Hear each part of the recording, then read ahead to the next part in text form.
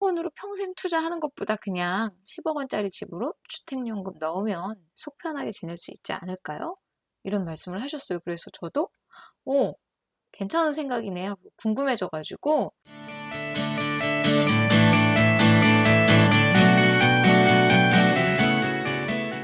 안녕하세요. 파이어에 도전하는 워킹맘 파워맘입니다. 오늘은 파이어족 10억 원 집으로 주택연금 받으면 어떨까요? 요 얘기 한번 해보겠습니다. 본론에 들어가기 전에 파워맘 채널 구독과 좋아요 눌러주시면 파워맘 채널에 더 많은 영상을 보실 수가 있습니다. 여러분, 제가 파이어족 10억 원 투자 포트폴리오 구성을 많이 말씀을 드렸어요. 그런 10억 원으로 투자를 계속하는 게 좀 어려운 일 같이 느껴지긴 하잖아요. 그래서 어떤 분이 이렇게 말씀을 해주셨는데 10억 원으로 평생 투자하는 것보다 그냥 10억 원짜리 집으로 주택연금 넣으면 속 편하게 지낼 수 있지 않을까요? 이런 말씀을 하셨어요. 그래서 저도 오, 괜찮은 생각이네 하고 궁금해져가지고 한번 알아봤거든요. 자, 주택연금을 가입을 하시면 한국주택금융공사 사이트에 들어가서 검색을 하시면 보실 수 있습니다. 그래서 주택연금 예상연금조회라는 그런 게 있어요. 그래서 이걸로 한번 알아보시는 거예요. 그래서 예상연금조회에서 넣으면 제가 봤더니 최소 부부 중에서 한 명은 55세, 만 55세 이상이 되어야지 주택연금 신청을 할 수 있더라고요. 그래서 만 55세로 부부를 남편이 만 55세, 그 다음에 배우자가 49세 이렇게 놓고 한번 해봤어요. 자, 해봤더니 자, 10억 원 집으로 넣었는데 월 지급금이 105만 8,570원? 되게 낮더라고요. 이거는 이제 종신으로 계속 받았을 텐데 제가 자세히 좀 읽어보니까 시세가 9억 원을 초과하는 경우 월 지급금은 최대 9억 원이라고 하더라고요. 그러니까 지금은 9억 원 넘는 집으로 신청해도 최대 9억 원만큼밖에 인정을 못 받는 거예요. 요것 때문에 이제 논란이 많이 돼가지고 뭐 바꾼다 이런 얘기가 있는데 현재로서는 9억 원까지만 받을 수 있습니다. 그러면 이렇게 월 100만 원씩 55세부터 만약에 받는다면 저희는 얼마나 받는 걸까요? 10억 원 집으로 10억 원어치만큼은 못 받지만 월 100만 원 정도를 한 12개월, 45년. 55세라면 우리가 100세까지 산다고 가정했을 때 45년 정도 받는다고 치면 한 5.4억 원 정도를 받을 수 있더라고요. 그리고 잔액은 자녀한테 상속이 가능하다 그래요.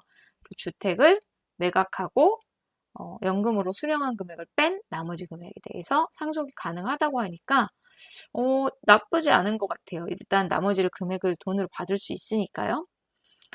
집값이 오른 거에서 연금 수령한 거 빼고 나머지 주는 거니까 상당히 안정적이긴 합니다.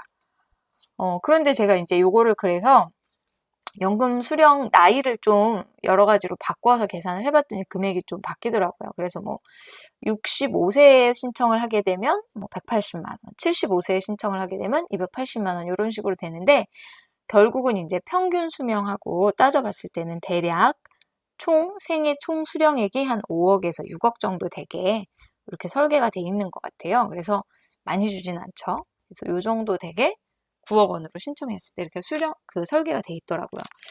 그러면은 뭐 나쁘지는 않지만 우리가 그러면 주택연금을 받으면서 뭐 파이어를 한다, 은퇴를 안정적으로 한다 이런 거는 사실은 좀 생각하기 어렵죠. 아무리 주택연금을 받아도 다른 연금, 뭐 국민연금을 받는다고 쳐도 엄청 아껴 써야지 살 수 있고 다른 소득원이 없다면 안정적으로 살아갈 수 있는 금액은 아닌 것 같아요. 적어도 그러면 65세까지 진짜 열심히 일해야지 한 180만 원 받아서 부부가 산다. 거기다가 뭐 국민연금 조금 받고 그러면 겨우겨우 사는 정도가 되겠네요. 그렇게 좋은 선택일까 이런 생각이 들긴 하더라고요. 자, 주택연금 그래서 이제 딱 특징적으로 봤더니 55세부터 수령 가능하다는 이 점이 가장 좀 걸렸습니다. 파이어를 하기에는 턱없이 부족한 제도입니다. 그리고 주택가격 한도가 9억 원이라는 것도 상당히 걸리고요. 주택가격 사실 이제 9억 원짜리 주택이 별로 없다 보니까 서울 수도권에서는. 그리고 저희도 이제 10억 원으로 세팅을 하다 보니까 이게 조금 걸리는 부분이 있고요. 그리고 최대 수령액은 월 100에서 300만 원가량인데 300만 원을 받을 수 있는 나이는 75세 이상이나 되어야지 되고, 그때 되면 사실 뭐 우리가 돈이 많이 있으면 좋겠지만 75세 이상부터 300만 원을 받기 위해서 10억 원 집을 국가에 기탁한다? 저 같으면 하지 않을 선택인 것 같습니다. 그래서 꽤나 괜찮은 제도지만 많은 분들이 선택하실 수도 있지만 파이어족에게 적합한 제도는 아닌 것 같다. 그리고 저라면 절대로 선택하지 않을 제도다. 이렇게 말씀드릴 수 있겠네요. 그리고 실제로 요즘에 많은 분들이 주택연금 해지 신청을 하신다 그래요. 주택 가격이 많이 오르다 보니까 실제로 집값이 뭐 한 7, 8억 원일 때 신청했는데 지금은 집값이 뭐 한 10억 원 넘으신 분도 많고 12억, 13억 막 이렇게 됐는데 7, 8억 원어치의 연금을 받고 있다고 생각하면 상당히 손해라고 느껴지잖아요. 실제로 가입 당시에 이제 책정되는 금액으로 계속 받다 보니까 그 주택 가격의 상승분을 거의 반영하지 못한다는 점, 이 점도 좀 주택연금의 맹점인 것 같아요. 그래서 많은 분들이 요즘 탈퇴를 하신다고 합니다. 물론 다시 정책을 일부 손본다고 하지만 얼마나 좋아질지는 미지수입니다. 그래서 제가 말씀드리고 싶은 건 우리 파이어족은 당연히 10억 원이 있으면 주택연금을 가입하는 것보단 K시너지 포트폴리오로 부동산, 미국 주식, 물가연동체, 금 이런 것들을 분산해서 갖고 가는 게 훨씬 더 좋은 선택이겠죠? 이렇게 했을 때는 은퇴하고 20년 후에 39억 원에 도달한다는 시뮬레이션을 제가 예전에 또 한번 보여드린 적 있고요. 근데 이게 그럼 여러분이 보셨을 때 이거 너무 베스트 케이스만 보여준 거 아니냐 이렇게 말씀하실 수 있는데 이거는 연 평균이고요.